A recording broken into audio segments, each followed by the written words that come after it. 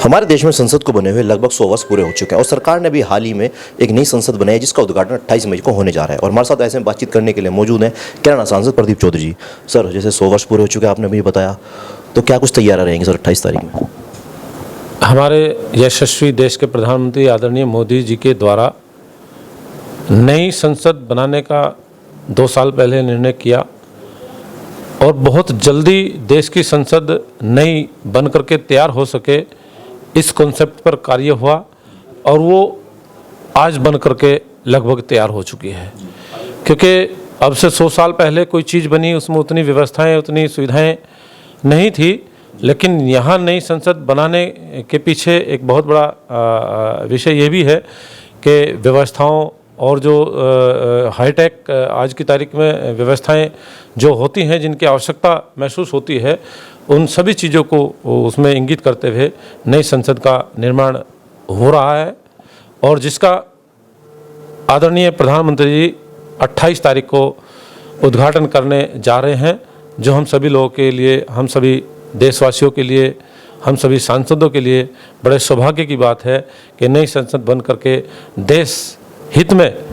बनाई जा रही है, जिसका लाभ पूरे देशवासियों को आने वाले समय में मिलेगा। ऐतिहासिक निर्णय उस संसद के अंदर जो होते रहे हैं, और भी बेहतर निर्णय उस संसद के अंदर हो सकेंगे। हम सब लोगों के अंदर बड़ा उत्साह है, बड़ा जोश है, बड़े हम सब लोग सौभाग्यशाली अपने आप को महसूस करते हैं कि यशस्वी हमारे देश के प्रधानमंत्री जी ने एक ऐतिहासिक निर्णय लेकर के देश के लोगों के लिए नई संसद को समर्पित करने का कार्य होने जा रहा है। जैसे कि बताया जा रहा है कि मोदी जी के शासनकाल को भी लगभग 9 वर्ष पूरे होने जा रहे हैं, क्या उसी उपलक्ष्य में उस दिन उद्घाटन किया जा रहा है? ये सब प्रक्रियात्मक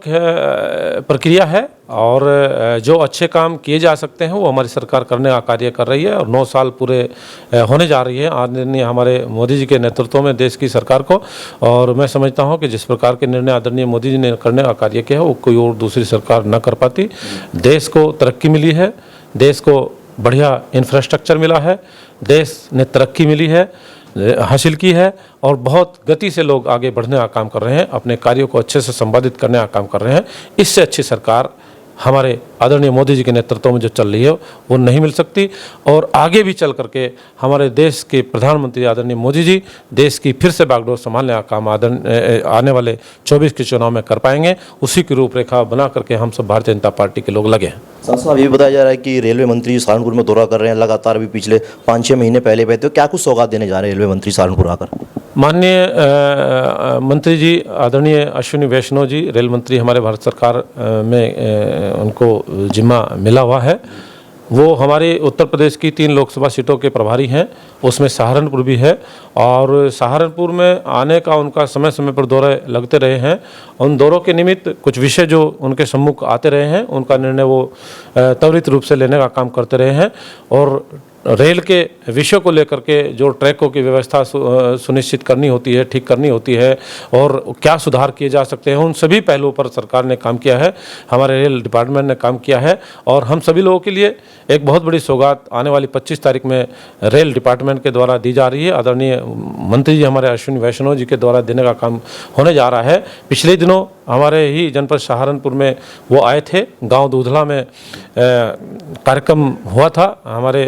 जो नकुड़ से विधायक रहे हैं मास्टर कुनपाल सिंह जी, हमारे पिताजी, उनके मूर्ति के अनावरण के कार्यक्रम में उनका आना हुआ था। बहुत उत्साह लोगों के अंदर उस समय भी था और उस उत्साह को देखते हुए आदरणीय मंत्री जी के सम्मुख जो लोगों ने अपने विषय रखने का काम किया था, उन विषयों को रखते रखते आदरणीय अश्विनी वैष्णव जी ने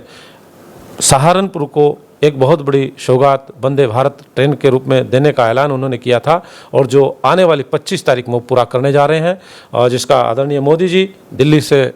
उसको हरी झंडी दिखा करके चालू करने का काम करेंगे और आदरणीय मंत्री जी अश्विनी वैष्णव जी सहारनपुर में उस ट्रेन के साथ आएंगे, ट्रेन में आएंगे और हम सभी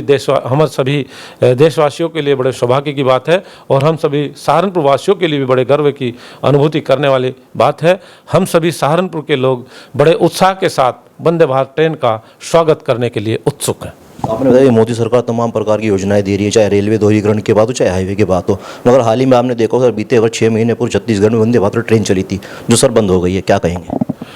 नहीं, उसके बंद होने का कौन कुछ टेक्निकल विषय हो सकता है, तो मैं कि किराया कुछ ज़्यादा अफोर्ड नहीं कर पा रहा था सर आम आदमी। नहीं, ऐसा कुछ नहीं है। वो सब चीज़ें तो बहुत ऐसी चीज़ें हैं कि जिनका कोई